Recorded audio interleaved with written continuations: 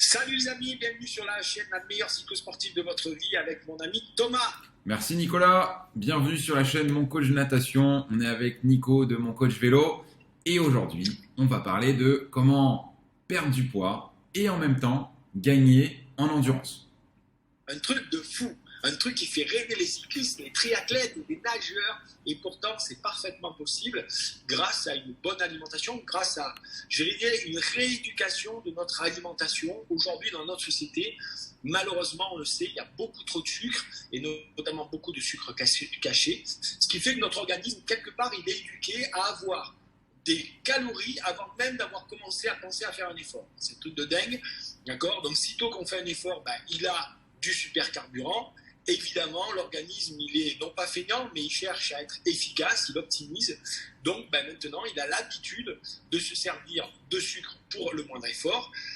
Et donc ça présente l'inconvénient de faciliter les efforts à haute intensité, mais être beaucoup moins performant dans les efforts à basse intensité. Et bien sûr, dans les efforts qui sont longs, l'organisme va être moins performant. Pourquoi? Parce qu'il est plus performant quand il utilise des graisses.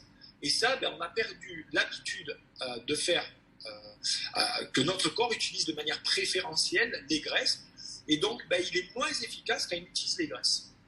Et vous, Thomas, dans votre approche, justement, vous rééduquez un petit peu notre organisme à manger moins de sucre, à utiliser moins de sucre et à mieux se servir des graisses. Tu peux nous en parler? Ouais, exactement. Comme tu l'as dit, le fait d'être dans un régime occidental, généralement, d'avoir la nourriture de type glucides, donc des sucres, que ce soit rapides ou lents, à profusion dans notre alimentation, du matin jusqu'au soir, ça fait naturellement baisser notre sensibilité à l'insuline. Et donc, toutes les maladies qu'on entend souvent parler, comme le diabète de type 2, sont des maladies qui sont principalement causées en partie par la génétique, mais surtout par une alimentation qui facilite en fait le développement de ce type de maladie.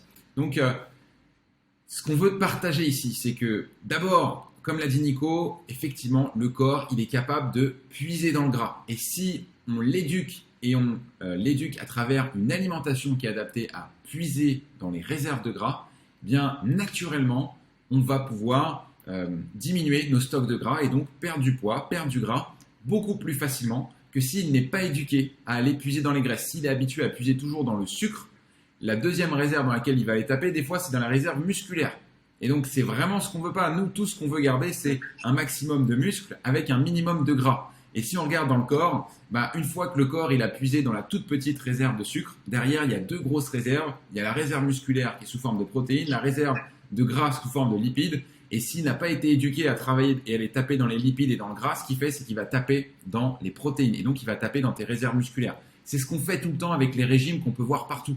Des régimes qui vont qui vont t'affamer. Et donc, une fois qu'il a fini dans le sucre et qu'il n'a pas été éduqué à taper dans le gras, il va taper à la fois dans le gras, à la fois dans les muscles. Il va aller chercher la réserve là où il peut la chercher. Et c'est comme ça qu'on entame ce cercle vicieux des régimes yo-yo et qu'on arrive de plus en plus difficilement à perdre du poids avec les années. Donc, c'est vraiment important de garder ça en tête. Quand tu tapes dans les muscles, tu perds vite du poids, parce qu'on sait que le muscle est lourd, mais c'est là où tu vas te sentir fatigué. Donc, c'est le piège, ces régimes-là. Au début, on se dit, oh putain, c'est génial, je perds vite du poids, mais j'ai perdu la force, je me sens fatigué. Et puis, un truc important par rapport à ce que tu as dit, c'est, moi je me souviens, avant que je commence à rééduquer mon corps sur utiliser les graisses, d'accord? C'est vrai que sitôt que j'avais un coup moins bien dans un effort, j'avais besoin de manger du sucre. Et si je ne mangeais pas du sucre, tout de suite, je faisais des hypoglycémies, quoi. C'est-à-dire que vraiment, en vélo, c'est facile, au bout d'une heure ou 2 heures, d'un coup, tu t'alimentes pas, machin, tu fais ton hypoglycémie, c'est un truc de dingue. Et puis après, notamment, soit avec les entraînements à jeun, soit avec une alimentation plutôt low carb, basse en sucre, etc., progressive, ça c'est vachement important et vous l'expliquez bien dans votre approche, je me suis rendu compte que je faisais des sorties de 3-4 heures de vélo où je m'alimentais peu et je faisais plus d'hypoglycémie. Tu vois, la différence qui se note comme ça, c'est plus d'hypoglycémie sur des sorties de 3-4 heures de vélo.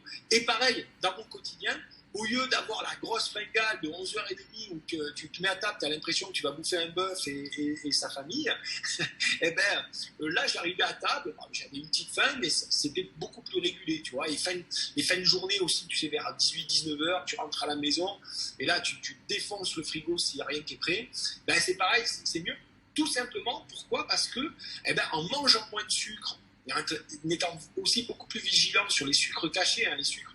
Il y a des aliments salés qui contiennent du sucre, des aliments industrialisés transformés salés qui contiennent du sucre, le pain c'est sucré, les pizzas c'est sucré, etc. En changeant cette alimentation-là, d'un coup au quotidien, on n'a plus cette faim en permanence parce qu'il faut alimenter son corps de tout temps du sucre. Donc c'est vraiment, ça nous change la vie au quotidien. Et dans les performances sportives, c'est incroyable comme ça change aussi. Et ce qui est formidable, c'est que le corps est une machine d'adaptation incroyable. Ça veut dire que si aujourd'hui ton corps est très habitué au sucre, on va être en capacité de le déshabituer progressivement et il va y arriver quel que soit ton âge, quelle que soit la situation dans laquelle tu es. Donc ça, c'est vraiment un point positif, c'est que ce cercle vicieux, on peut l'inverser et on peut en créer un cercle beaucoup plus vertueux qui va durer pendant des années. Par contre, ce que on veut insister, c'est qu'on a tendance à diaboliser le sucre. Surtout pas. Le sucre, ce n'est pas un ennemi qu'il faut bannir. Quand il n'y a pas de sucre et que, par exemple, on suit des régimes de type cétogène sans aucun sucre, la problématique derrière, c'est que la leptine, qui est une hormone, par exemple, indispensable, elle va diminuer en production. Et naturellement, le métabolisme, il va baisser. Et avec l'âge, c'est encore pire. Donc, une fois de plus, il n'y a pas un ennemi à diaboliser.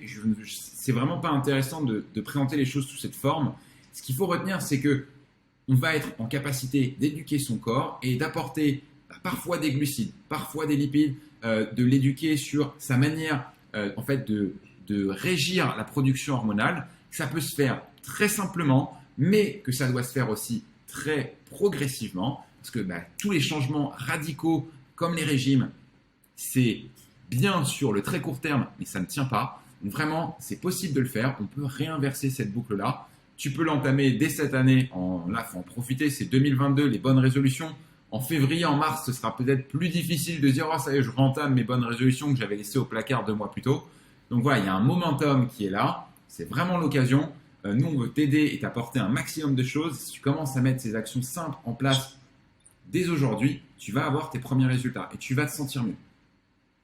Et votre approche est vraiment hyper intéressante, Thomas. Moi, je vais insister là-dessus parce qu'elle est progressive. Comme tu l'as dit, l'idée, c'est pas diaboliser le sucre ou quoi. Surtout quand on est sportif, on a vraiment besoin de sucre, d'accord. Mais de reprendre le contrôle sur notre alimentation du sucre. Et donc, vous le faites, vous, de manière séquentielle, avec des journées sucre, des journées sans sucre, des journées avec beaucoup de sucre, des journées où on va contrôler, etc., avec différentes approches. Et en fait, justement, on le contrôle, mais d'une manière qui est beaucoup plus... ça se fait avec aisance, ça se fait facile. C'est pas, putain, je vais me restreindre de sucre pendant 1 semaine, 2 semaines, putain, à la fin, le mec, il est prêt à tuer père et mère pour avoir un morceau de sucre. Non, voilà, ça se passe bien, c'est fluide, et c'est vraiment hyper intéressant comme approche, parce que ça nous permet de tout visiter, mais par petites doses, et donc, du coup, on reprend le contrôle. Ça, vraiment, je trouve que votre approche, elle est géniale par rapport à ça. Et donc, c'est le carb cycling, c'est ça, voilà. C'est ça, le carb cycling. Il y a le e-book qui est juste en dessous, là, le petit livre numérique. Il est offert là en ce moment, donc tu peux le télécharger gratuitement. Profites-en. Commence à. Alors surtout, ne banalise pas cet e-book. Prends le temps, l'étudiant curieux, de lire, de tester les choses, de voir si ça fonctionne pour toi, qu'est-ce qui marche pas. Si tu as des questions, bien entendu, on va y répondre avec grand plaisir. D'ailleurs, c'est ce dimanche. Ce dimanche, on sera en direct pour répondre à toutes vos questions. Donc, sois présent. Ce sera l'occasion, si tu as mis en place certaines choses, si tu as des questions, etc. Tu auras Nico, tu auras moi, tu auras Pierre également, qui a déjà perdu 30 kilos en moins d'1 an, qui sera présent avec nous. Donc voilà, sois là ce dimanche pour pouvoir avoir un maximum de réponses et puis profiter de cette nouvelle année pour mettre en place des actions qui vont vraiment changer sur le long terme. Il n'y a pas de raison. Quel que soit ton âge, quelle que soit ta situation, ça peut changer. Tu peux obtenir un corps qui reflète la personne que tu es, même si par le passé et puis les gens qui sont autour de toi, tu as l'impression qu'ils bouffent comme 4 et qu'eux, ils grossissent pas. C'est injuste, on le sait, mais toi, tu peux avoir le corps dont tu rêves et tu n'es pas forcé de subir cette situation. Allez les amis, à dimanche. Ciao, ciao. À dimanche.